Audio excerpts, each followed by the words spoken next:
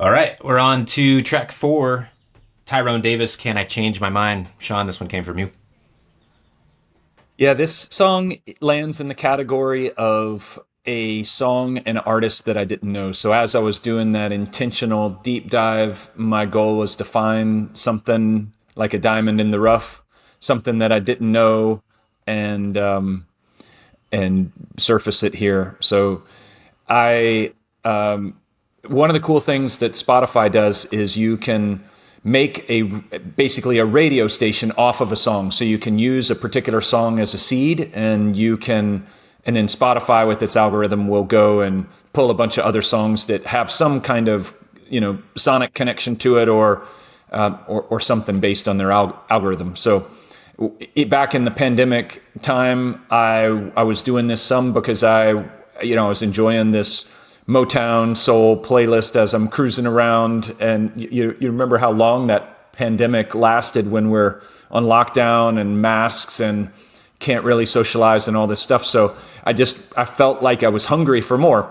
And this is how I found that song, was by taking some songs that I knew and then basically asking Spotify to expand the horizon. So that's kind of where this comes from. And this song has been kind of moved up in that playlist in terms of songs that I like hearing when we hit this era, probably more than anything. But the podcast itself, and this playlist causes me to go a little deeper. And so I learned some new things about this guy. He's a Chicago cab driver turned club singer. So talk about like never giving up the dream. You can't make a living making music, so you drive a cab, but you probably singing the whole time. You're in between rides and you keep dreaming of making it work, and then eventually it does. But I mean, how about this for the coolest part of the story is that this is the B-side to a single that they release. It's called "A Woman Needs to Be Loved," and this was not the song they were promoting. This is just the B-side, and the song's not doing that well. But then apparently the story goes that a Houston DJ plays the B-side, and all of a sudden it hits, and everybody follows the lead, and it becomes a big hit. So I love that sort of serendipity of it all. Like you hang around, you drive the cab until you get a chance, and then it's not even the song you think that's going to hit. It's the B-side. So I love that part. Lyrically and sort of thematically, I thought it was really fun to see it. It's kind of like the opposite of the Martha Reeves song. It's like the man side. She's like, "Get your stuff out of here. I don't need your stuff anymore." And he's like, "Hold on, can I change my mind?" It's almost like he got caught in a bluff, or he broke up too soon. I don't know what he was trying to do by acting cool, or like he wanted to move on, because it sounds like he immediately has regrets about it. But I've never heard that theme in a song, and I think that in the era of kind of bravado and machismo and all these things, I appreciate that here's this singer that wants to go down that track, that wants to take that vulnerable position, and that human apologetic wait. I even like the line. It's like, he's even talking to you. He's like, "Y'all, y'all, she wouldn't bat an eyelash." I'm not remembering the exact line, but it's almost like he's sitting at the bar telling you about how this went badly earlier this afternoon.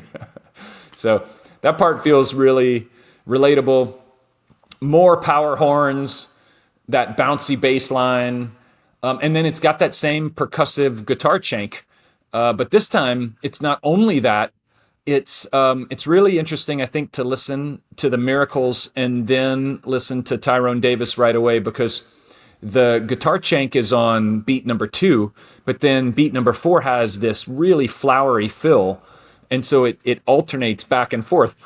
Now, this was 1968, so maybe guitar players 2 years later, after only playing guitar chanks, were like, "Hey, man, yeah, let me do something more than just play the snare part. So I'm going to play the snare part on 2, and you're going to let me do a little flowery fill on 4." Almost like some kind of negotiation between the band leader and the guitar player. Like, I can't just stand here all night playing guitar shanks. So so much so much to like about this song. It's a lot of fun, and like I said, I think the topic is fun. So I guess from one Houston DJ to another Houston DJ, I'll just say, turn the record over, baby. You never know what's on the B. So given the B side, I'm going to go to the B side, and Brett, let's see what you think about Tyrone Davis. Yeah, well, this is two in a row that I did not know, so that's a great thing for me to be introduced to these new songs, these new sounds. Did not know Tyrone Davis. That's a really fun story about him. I found it funny. I looked at the lyrics first on Spotify, and I don't know who did it, but the opening line sounded to me like she didn't bat an eye, which is what it says on Genius. But on Spotify, it says she didn't bite an eye, which I thought was just silly. And I don't know how to tell Spotify that they're wrong, but I think that they're wrong because that makes no sense. But yeah, I did. Wrong. Apparently, some of the y'all and oh, and the way that he's casually telling the story, yeah, that all stood out to me, as well as the call and response between the guitar and the horns. You know, that little ditty that you're talking about, the chink that then and then the horns coming back and responding throughout the song. I thought that was a fun, head nod and kind of breaking it up a little bit. It is also interesting to me the call to Martha's song, Martha Reeves and the Miracle and the Vandellas. That song with this one about heartbreak, but from opposing views. And I think I'm similar to you. I don't think I've ever heard this perspective of like, oh, hold on, I made a mistake from the guy's side, like who was, y'all have been playing my games, but I never got to the door. Like, I think that's a pretty interesting story, like to out myself that, oh yeah, I've definitely like played around with some people, but no one's ever let me actually leave, and this one did. And so now let me tell you about it.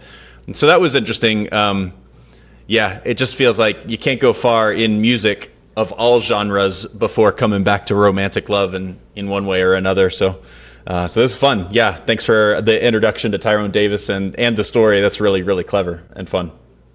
Yeah, I agree. The story is really, really cool. I found on 45cat.com this little news clip that says that this was the very first release off of Dakar releases. So, and that's a spinoff from Cotillion Records. So this idea that this is one of the first ones they put out there, and it's even the B-side, not even the A-side. I love that kind of lore to this too.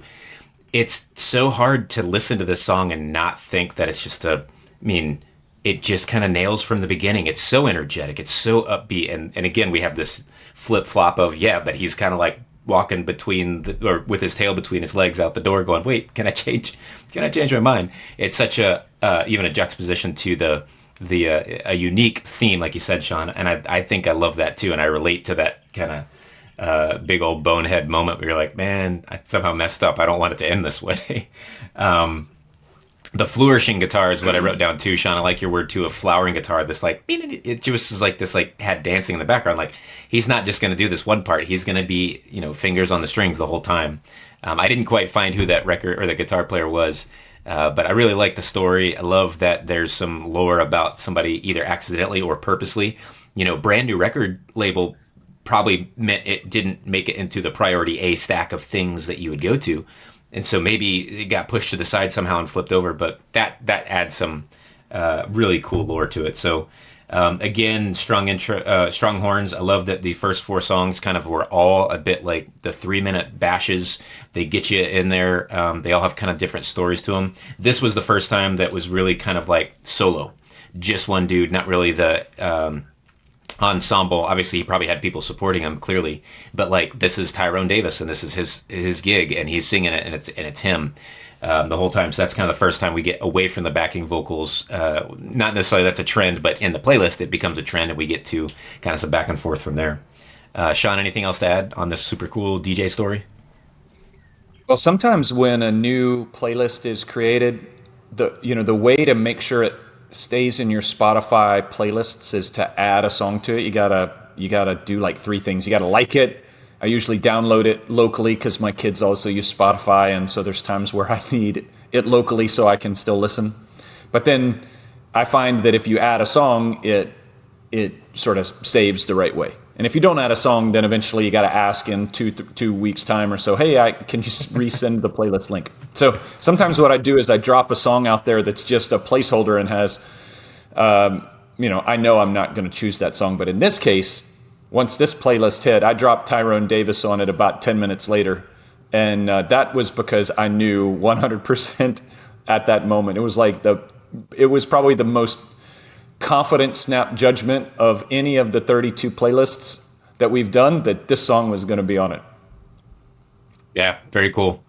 Well, thank you for bringing it to life and telling the story. This was the B-side off of A Woman Needs to Be Loved, the A-side off of Dakar Records, and it looks like November 1968. I think it's pretty cool that it's the first release of a record label, too. That makes it kind of a fun part of this. This is Tyrone Davis with Can I Change My Mind?